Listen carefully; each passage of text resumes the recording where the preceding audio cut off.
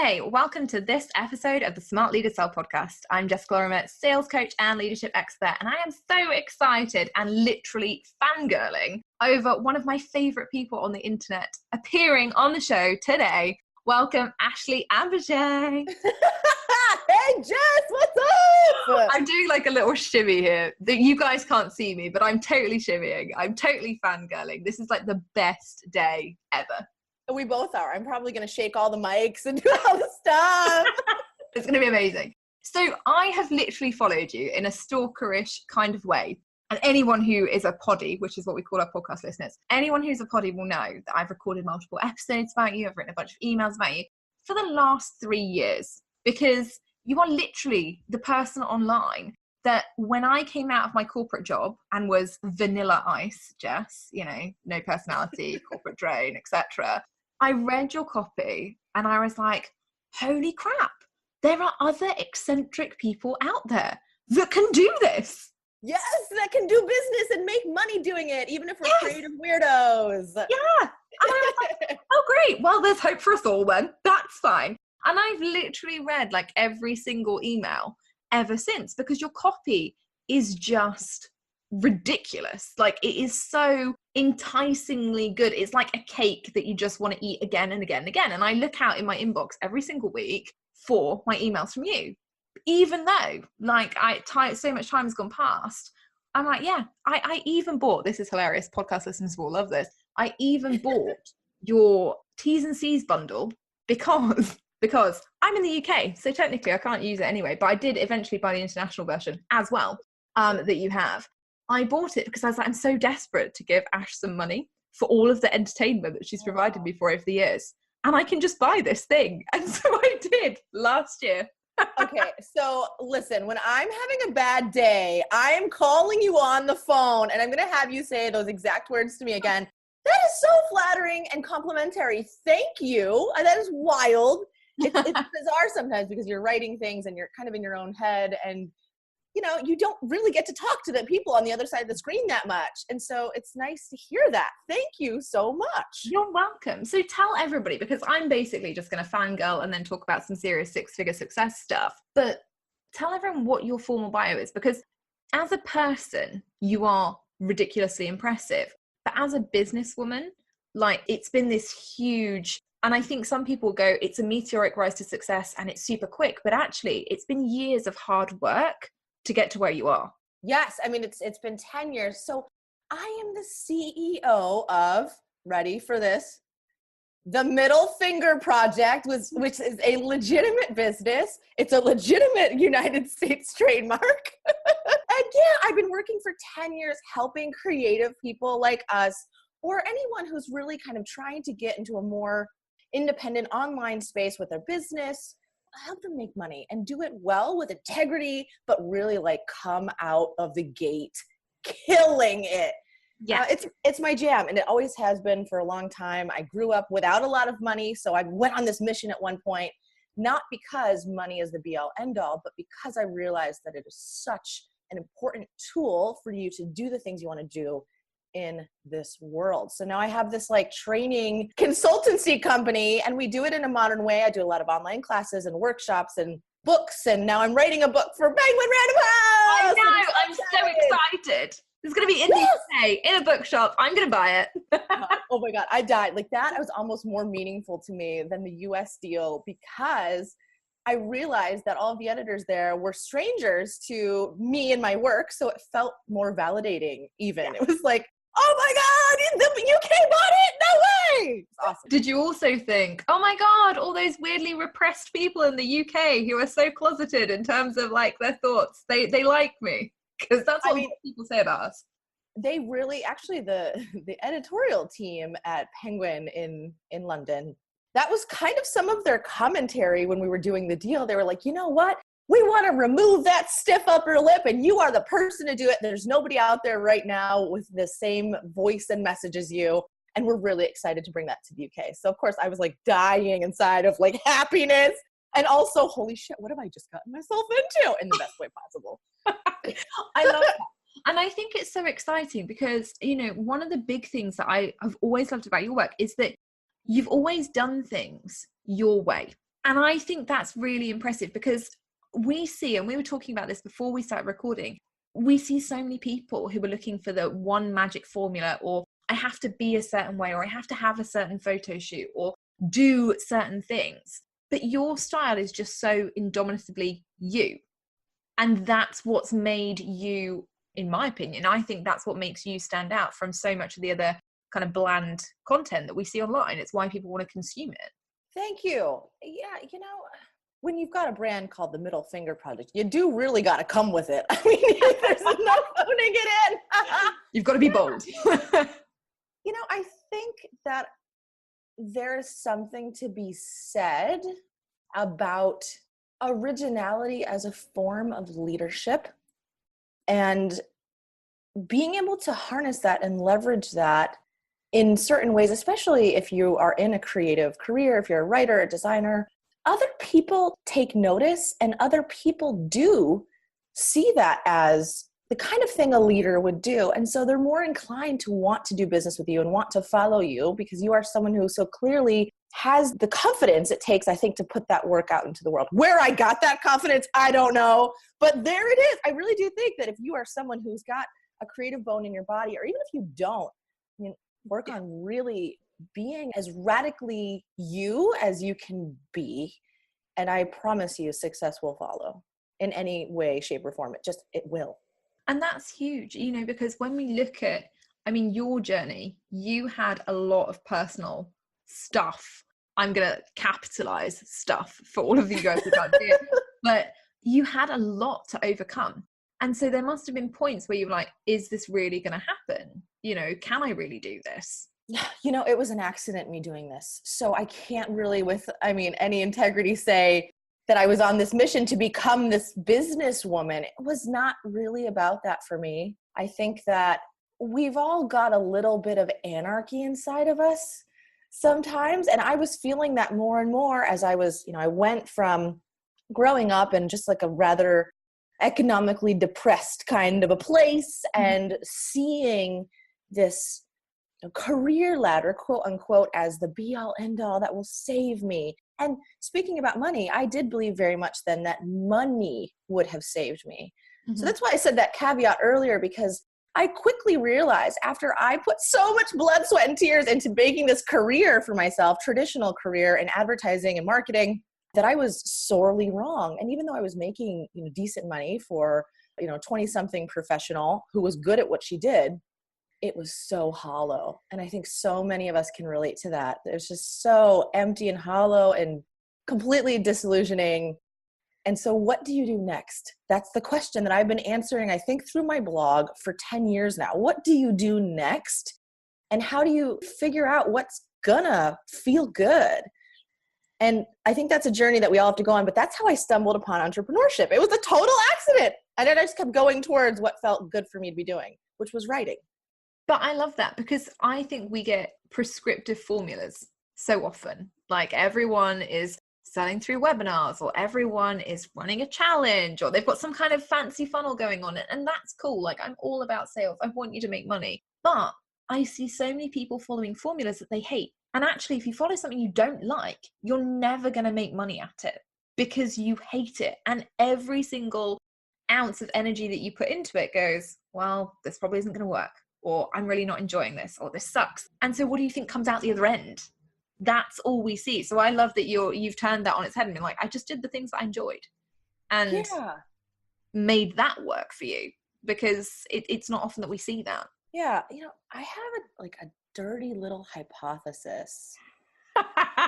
It's kind of dirty, and it's kind of unconventional. Shockingly, I've got a hypothesis about why so often the webinars and the sales sequences are falling flat for a lot of the well-meaning people out there who are trying so goddamn hard to make it work. Oh, yes. And the hypothesis, I think, is not even so much the tool or the medium that they're using, but I have this nagging feeling that the work they're doing is not the work that they want to really be doing. I think people are seeing opportunities out there. Hey, I could become a copywriter, for example, and make great money and do it on my own. without ever having done that before, and then stepping into it and realizing, maybe I don't like this. So when you don't have that real conviction and energy and passion around what you're doing, it's difficult to rally people around you.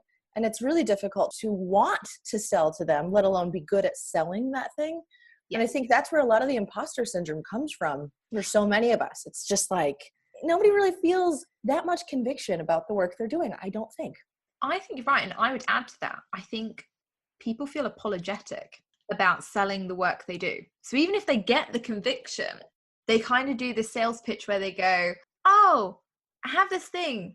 Maybe you might kind of sort of want it never 10 years from now. I mean, we could maybe do it at a discount and I could just take the full price off. Screw it. I will give it to you for free. Take my stuff, take my blood, just have it all. And that's what we're seeing. We're seeing like this apology on the internet for running a business, for wanting to make money, for wanting to have a better life, for wanting to do all these things. And yet we're just kind of like, yeah, no, sorry about that. Sorry for wanting those things. That was dumb. Yeah. Yeah. You outlined it perfectly there. Yeah. I mean, if I may, I think it's coming from a number of different reasons. Number one, of course, in general, people are very uncomfortable selling themselves. So that's fair. And I think also when you don't have a former career in marketing and advertising sales like I happen to have, it feels really unnatural. And I think people are hoping with all their might that they can just put it on the internet. Like, let's just put that on there. Let's get a page going. And then hopefully people will buy it. But something I've learned time and time again is the only way people will buy stuff is if you are offering it to them. You have to make offers consistently and routinely. And that's where people get stuck because they feel pushy and they feel just really salesy. But I think that's where originality can come into play as such an important tool right now, especially in the online space where things kind of get a little crowded. You can do things by following certain principles that you know or you've studied to be true, but put your own spin on it. Have some fun with it, for God's sake. We're so nervous about this whole thing. It's terrifying, I think, because in the one hand, people are like, I really want to make money. I really want to do the thing. And in the other, they are so petrified of getting it wrong that they never do. And that's the thing. It's this fear of, oh my goodness, what if I get it wrong? And it's like, you might, and I'm sure I failed hundreds of times in this business, but every time I fail, I get something right eventually, and I think that's the thing. We're so wrapped up in failure or feeling, oh God, what if I feel awful? What if I feel this? That we don't think about, well, what if it actually works? Yes. Boom. Quotables from Jess. Yes. What if it actually works? Yeah, I think you're right about the whole getting it right piece. And I think people forget that other people on the internet, we don't really see you fucking up as bad as you see yourself fucking up. Like, even if you launch a book tomorrow and it only sells one copy, nobody else knows that. We can't see your sales reports. We have no idea how well something is doing or not doing. And I think that's important to remember because so much of it is tied up into like the ego and what are people thinking of me. Nobody is thinking anything because they don't have access to that, Exactly. And I loved what you said about making offers consistently. So consistency is a big thing. Like, I come from corporate sales. Consistency there was something that people come around literally to your desk with a big stick and be like, where is my money? Consistently, every day. Every day.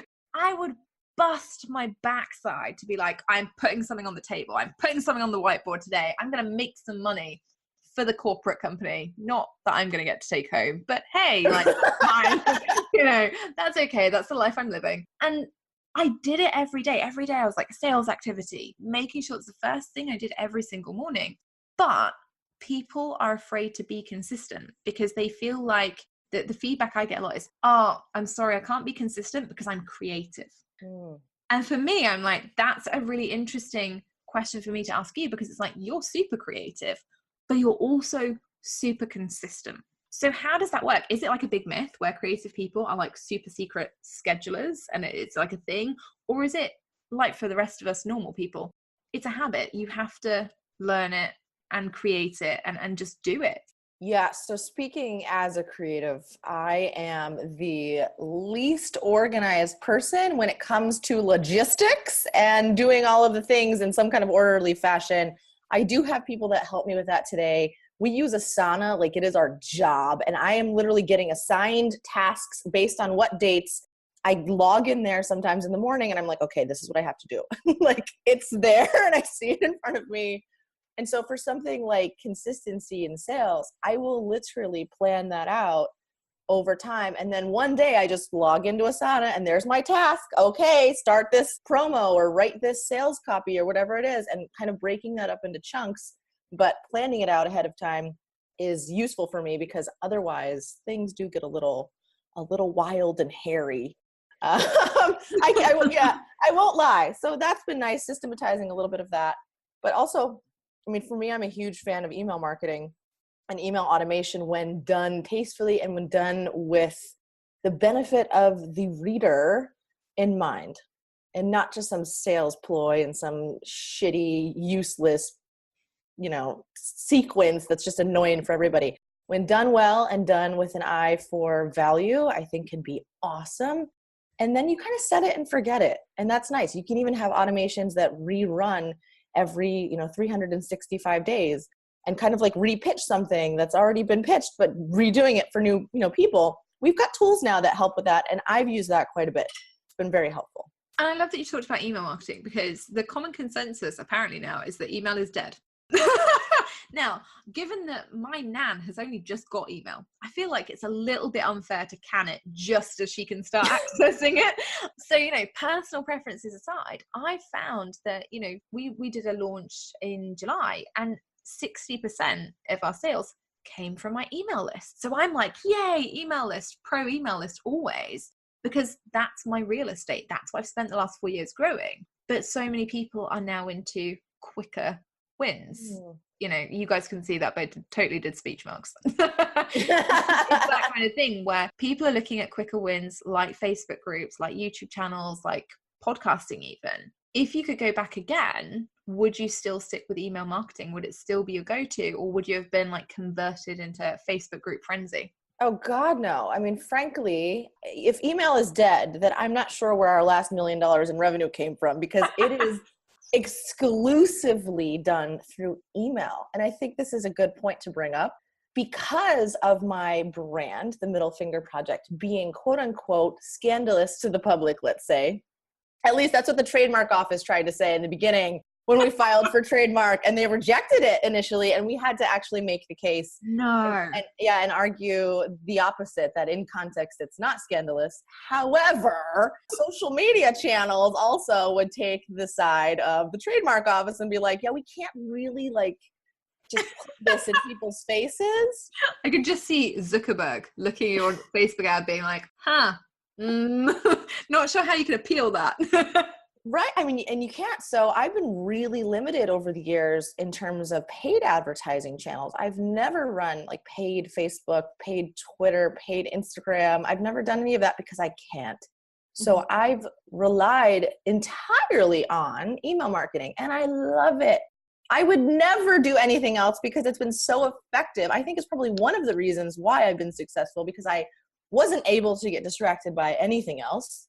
It's the best way to not only show up in someone's inbox where they have to take an action, right? Like social media, maybe they'll see it, maybe they won't, who knows? Yeah. Right? If you've got someone's email address and you're having that relationship with them, then you really can forge a relationship with them, because your emails are going to get there and they have to do something with that email. Delete it, even open it, archive it, whatever. They have to take an action on it, and that's useful. But then also it allows you to be so much more personal with what you're doing and what you're saying, because we've got those capabilities now to be able to segment emails and talk to people where they're at, meeting them where they're at.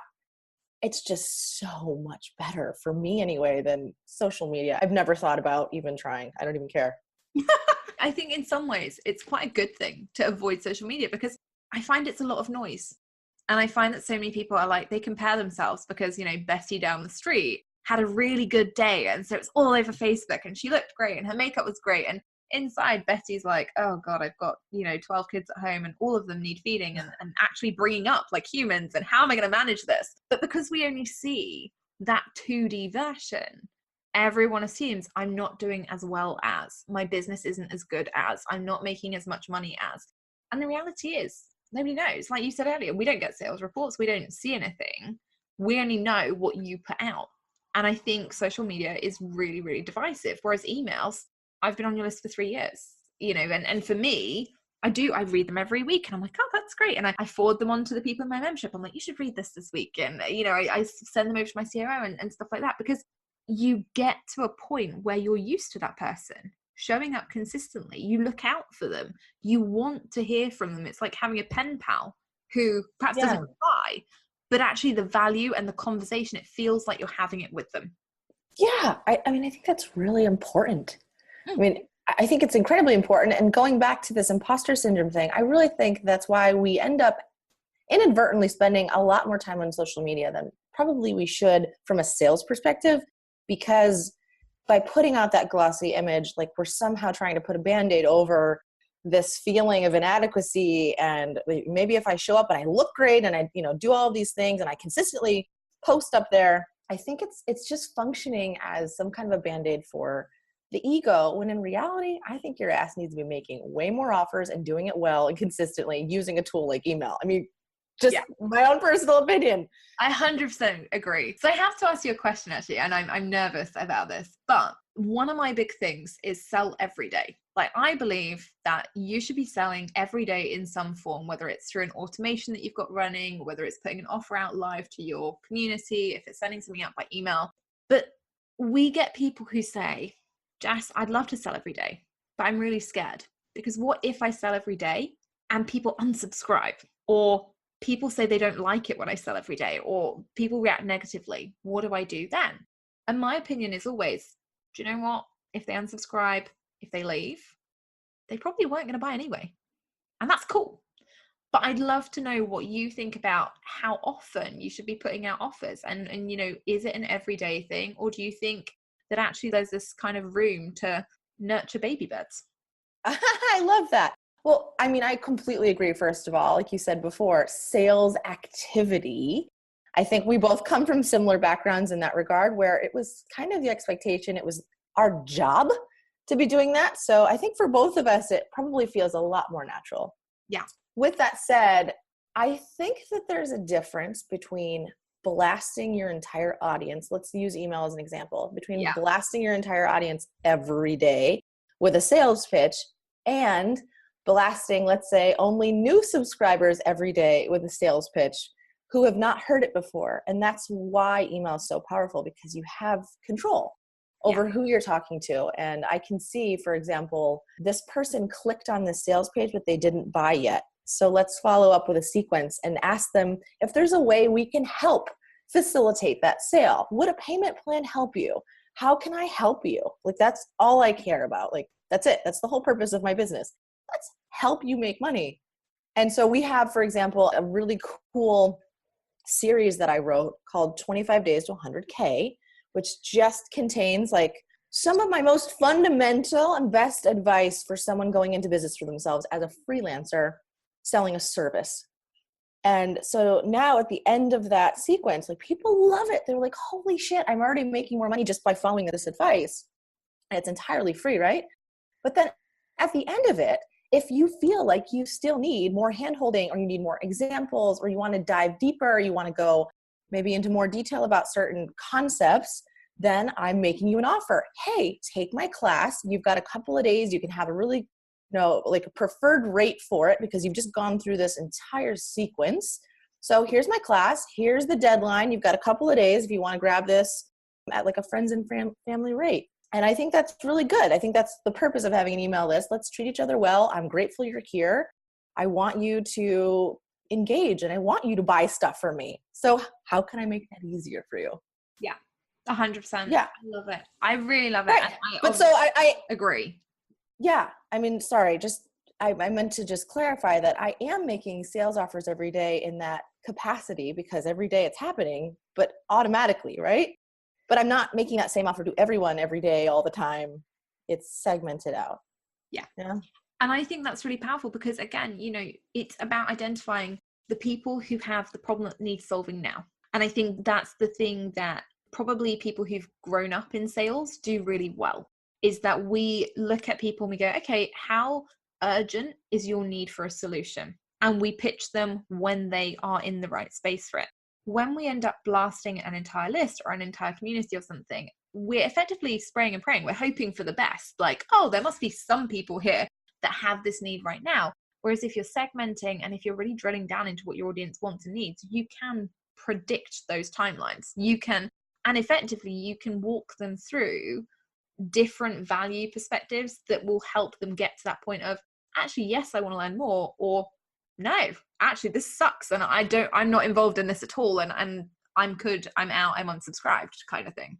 Yeah. And I mean, that's not to say I don't make, you know, 1 or 2 big offers to the entire list every year. I certainly do when I'm doing something new, especially, but I think it's a little bit like television advertising.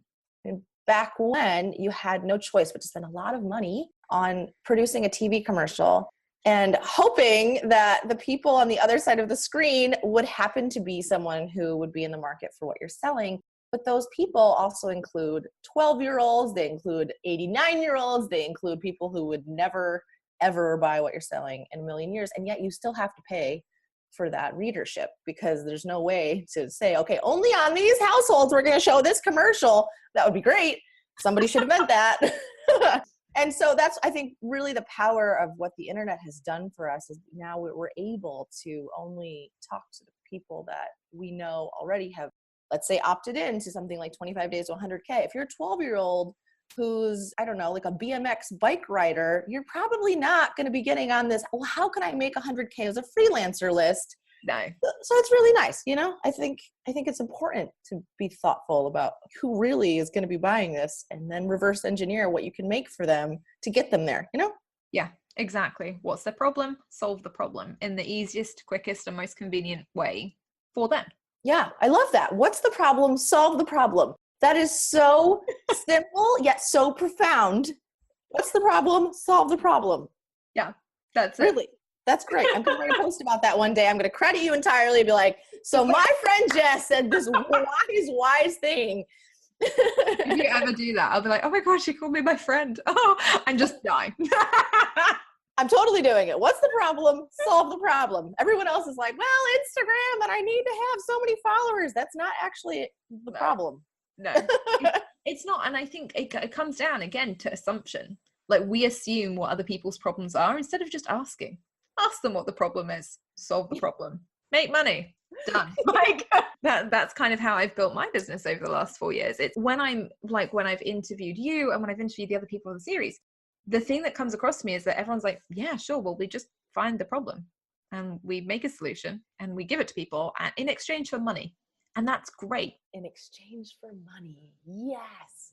It makes sense. Money is the tool. Money is the thing that gets exchanged. It's just a form of value that you're exchanging. And without money there, like you can't be making that exchange. You can't just give people all of your value in exchange for nothing. That doesn't make sense on any level, even though oftentimes we want to do that because we're hoping that there's going to be money down the road if we do that.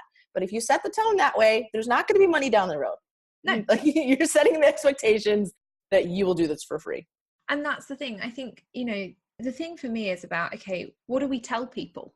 Because I've been saying this for 4 years. You've been saying it for 10 years, right? Building businesses doesn't have to be difficult.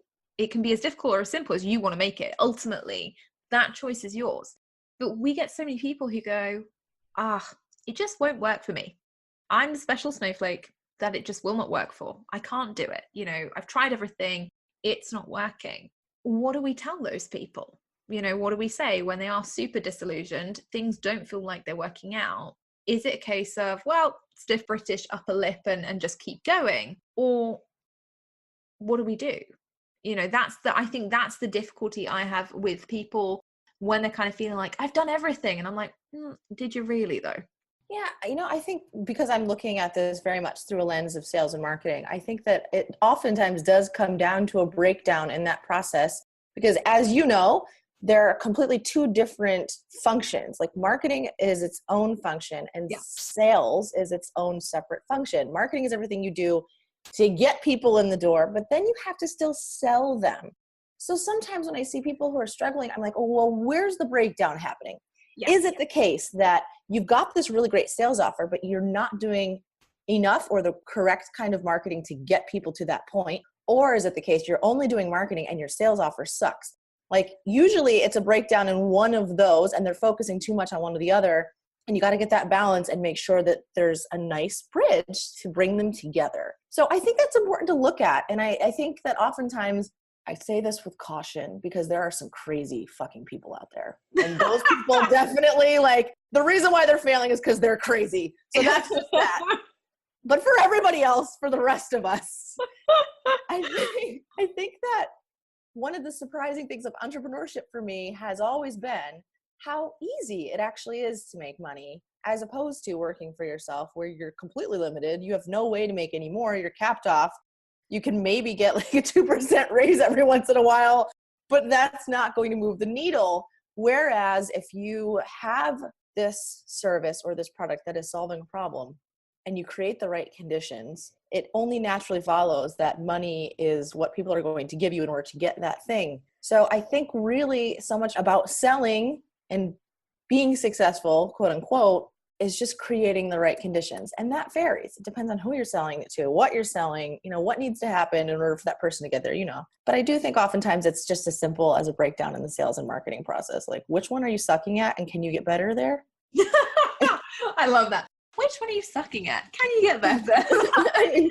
There's no fannying around when it comes to that piece of advice. I love it. Thank you so much. Honestly, today has been, like I say, best day ever. But where can people find you? Because obviously I've talked about this before and, clearly you already know what Ash's website is, etc., etc.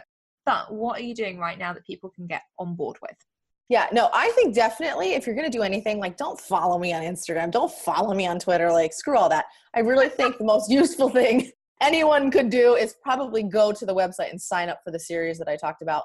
And not because you're going to get a sales pitch at the end, although you will. And maybe that's useful for you to see how I've done that and set that up and how it all plays out. I think that that's been really useful for a lot of people. But on top of that, of course, I think I give some decent advice there that might be useful as well. So that would be my recommendation. Go to themiddlefingerproject.org and sign up for the 25 Days to 100K series, which will be marvelous. And then we'll be friends. Exactly. Then you can have this conversation with Ash like I have today. And to be fair, you are the person that Seth Godin said was super original in a world full of boring people. He didn't actually say boring. He was much nicer than that, but basically that's what he meant. I think he said like something very diplomatic, like in a world that needs it. Yeah. Yes, Seth, I have him to thank for this book deal because I signed with his agent and it's been just phenomenal. See? Yes. That is what you call an absolute meteoric rise to victory. And it's hugely well deserved. You are one of the nicest people on the internet. And it's actually been a pleasure to get your sales emails and buy things from you and actually enjoy being part of your community. Thank you so much. And just like parting words of wisdom, because we're talking about Seth Godin, the thing he said to me that I would say to everyone here, I've considered actually getting tattooed on myself, is simple. 3 little words at the end of his email that said, go, go, go. And that was it. And when you're like, when Seth Godin tells you to go, go, go, you do it. So hopefully, sometimes it's as simple as that. Just go, go, go. You'll figure it out along the way. I love it. Thank you so much. It's been amazing. Guys, if Ash hasn't converted you, if I haven't converted you, then frankly, I'm not sure what you've been listening to for the last 30 minutes, but please make sure you go over to the website, themiddlefingerproject.org, check her out, download her email series. It is amazing. I've actually already been on it forever, but you should go and get it. And if you have any questions, if you want to hit Ash up with an email that says, you're amazing, do that because she does respond. And it's very, very lovely to have that in your inbox. Have a wonderful weekend. We will see you on Monday with another episode. Have an epic one, drink a lot of wine, and I'll see you soon. If you've been enjoying the Six Figure Success series, then I hope that you will take this opportunity to grab your totally free, actionable workbook where you can record your key takeaways, your key action points, and hear my key learns from this series as well. It's jam-packed full of all of the interviewees who've participated and taken part in the series, as well as a few bonus key extras from me. You can go and download it right now using the link in the show notes. I'll see you inside the workbook.